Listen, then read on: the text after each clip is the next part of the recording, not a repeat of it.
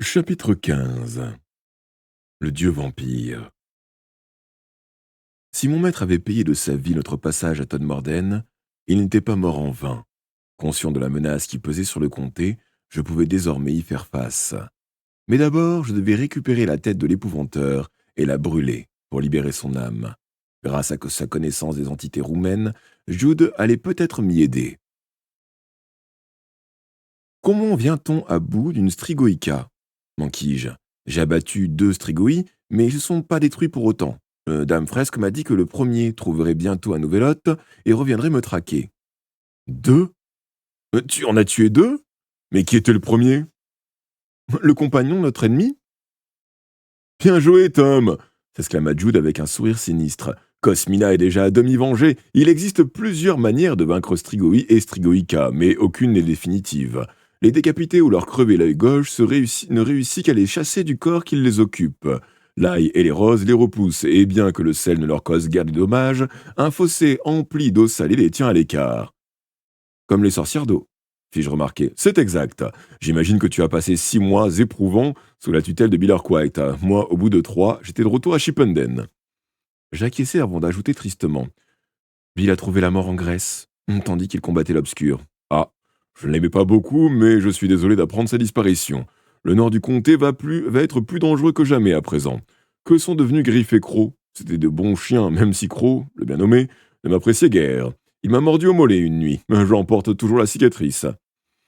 Croc a été tué par une sorcière d'eau, mais Griff a eu des petits. Sang et os, on les a confiés tous trois à forgeron de Chippenden. Dommage, regretta Jude. Il nous serait utile ici. Mais pour en revenir à ta question, le seul moyen de détruire définitivement une Strigoïca qui a pris possession d'une personne est de la brûler quand elle est encore dans ce corps. Autrement dit, la brûler vive?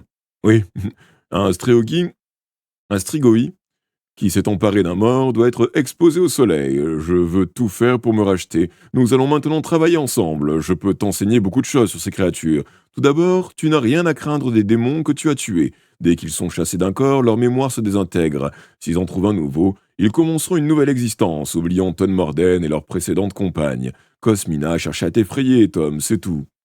J'ai vu ton ouvrage sur les Moroi dans la bibliothèque, dis-je. Oh, je l'ai rédigé en des temps plus heureux. Les démons qui me l'ont pris pour prendre la collection de livres plus convaincante.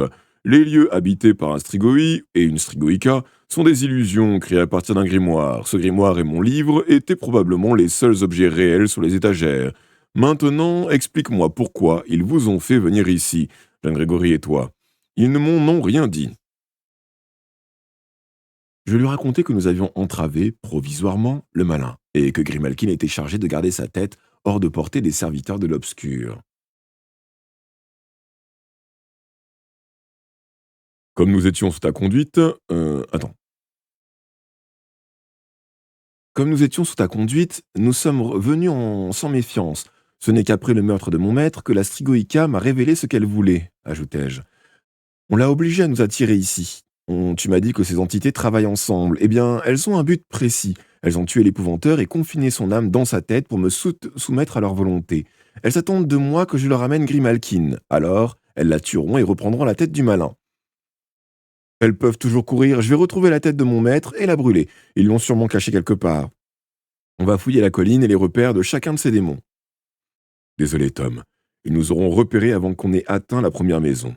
Dans chaque couple, l'un des deux reste en alerte nuit et jour. Ils sentiraient aussitôt notre approche et appelleraient les sorcières à la rescousse.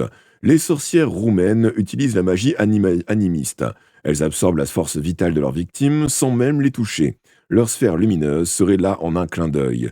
La seconde d'après, nous serions morts, vidés de nos animats.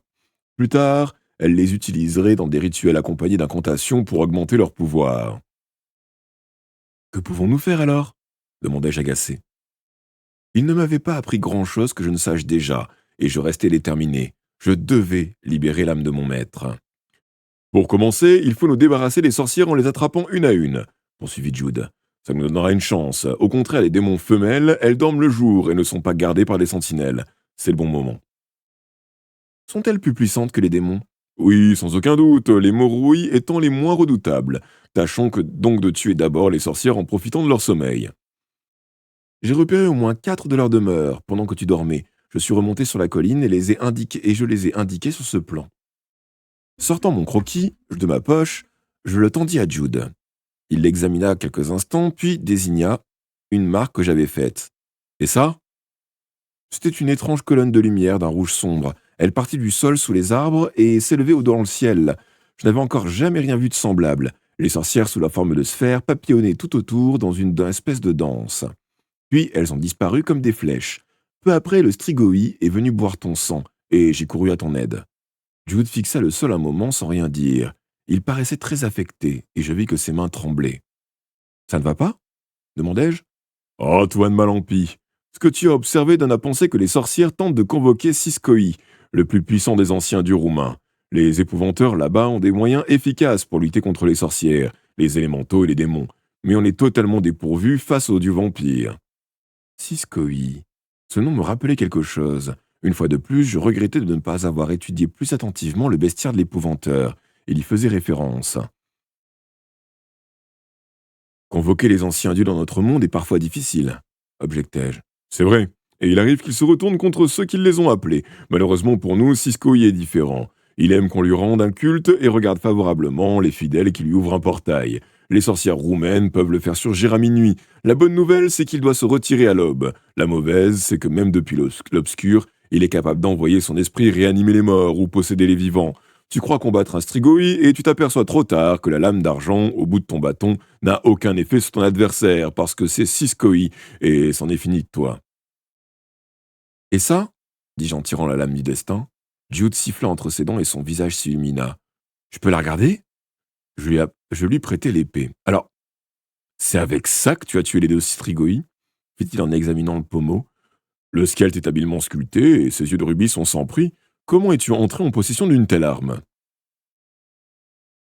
Elle m'a été offerte par Cuchulainn, l'un des anciens héros d'Irlande. Elle a été forgée par Héphaïstos, et on n'en a fabriqué que 3, et celle-ci est supposée être la meilleure. Eh bien, Tom, tu as fait des rencontres exceptionnelles. Forgée par un des anciens dieux, dis-tu? Oh, quels sont ses pouvoirs? Je l'ai utilisée contre la Morrigan. L'épée ne l'a pas détruite, mais l'a suffisamment ralentie pour me donner une chance de m'échapper. Tu as combattu la Morrigan? Oui, dans les collines creuses, après que Cuchulainn m'a remis l'épée. Oh, ton apprentissage a été mouvementé à ce que je vois. Moi, je n'avais jamais mis les pieds hors du comté. C'est ce qui m'a poussé à voyager, et voilà le résultat, soupira Jude en me rendant l'épée.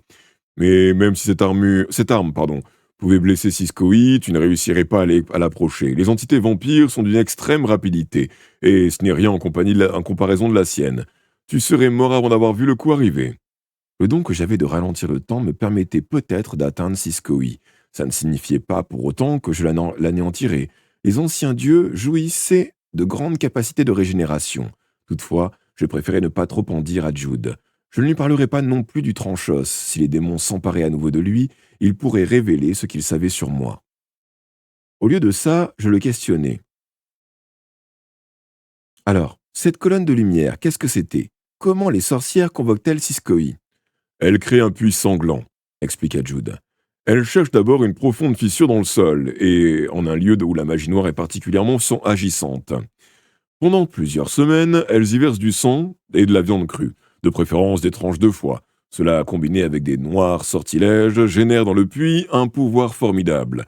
Le faisceau lumineux n'en représente qu'une fraction. Siskoi s'incarne peu à peu en se nourrissant du sang et du foie. Quand il est prêt, les sorcières viennent à minuit achever le rituel. Siskoi sort alors du puits dans un chlore de chair. D'après ce que tu m'as décrit, il semble que le processus soit presque terminé. Il va bientôt émerger. Cette nuit même, si ça se trouve. Mais pourquoi l'appeler maintenant? Les sorcières veulent à tout prix récupérer la tête du malin. Elles ont tenté de l'utiliser et tu leur as échappé. Siskoi, quand il est incarné, couvre de grandes distances en un rien de temps. Il rattrapera lui-même Grimalkin. Tu seras le suivant.